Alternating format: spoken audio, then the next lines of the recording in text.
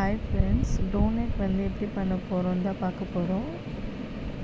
ஒரு பவுலில் வந்து மில்க் பவுடரு, சின்ன பவுலில் மில்க் பவுடரு, அப்புறம் சுகரு, ஆயில் கொஞ்சம், அப்புறம் வந்து பேக்கிங் சோடா, ஒரு பவுலில் மைதா, அப்புறம் வந்து ஈஸ்ட்டு, அதை வச்சு தான் நம்ம இப்போ டோனட் பண்ண போகிறோம். இதில் வந்து மைதா, அப்புறம் சுகரு, மில்க் பவுடரு அதெல்லாம் போட்டு நல்லா மிக்ஸ் பண்ணிட்டேன். இப்போ வந்து ஈஸ்ட் வந்து சுடு தண்ணியில் போட்டு நல்லா கலக்கிட்டு கொஞ்சம் கொஞ்சமாக மிக்ஸ் பண்ணி அதை வந்து போட்டு நல்லா ஆயில் போட்டு ஒரு டெக்ஸ்சரில் வந்ததுக்கப்புறம் தண்ணி போட்டு நல்லா மிக்ஸ் பண்ணுற மாவை அது நல்லா மிக்ஸ் பண்ணணும்.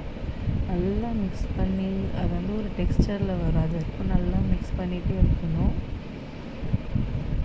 இப்போ பார்த்திங்களா நல்லா சாஃப்டாக வந்துடுச்சு. இது வந்து நம்ம மூடி வச்சிடணும்.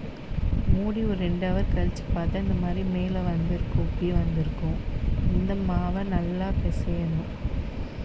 நல்லா பிசைஞ்சு மறுபடியும் வந்து உருண்டை ஆக்கிக்கணும். நல்லா பிசைஞ்சு இந்த மாதிரி இந்த டெக்ஸ்சரில் வந்துச்சா, சாஃப்டாக வந்துச்சா, இதை வந்து நல்லா வந்து பிசைஞ்சு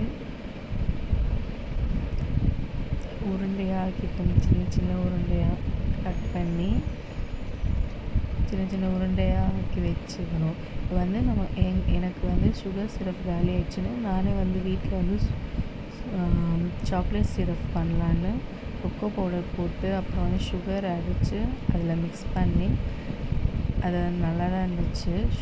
அப்புறம் சாக்லேட் சிரப் ரெடி பண்ணியாச்சு. கடையில் வந்து எண்ணெய் போட்டு நல்லா வந்து கொதிக்கினதுக்கப்புறம் அது வந்து அந்த உருண்டையை வந்து நல்லா தட்டி அந்த ரவுண்ட் ஷேப்பில் போட்டால் வந்து டோனட் ரெடி ஆகிடுச்சு. ரெடி ஆகிடுச்சு நம்ம டோனட்.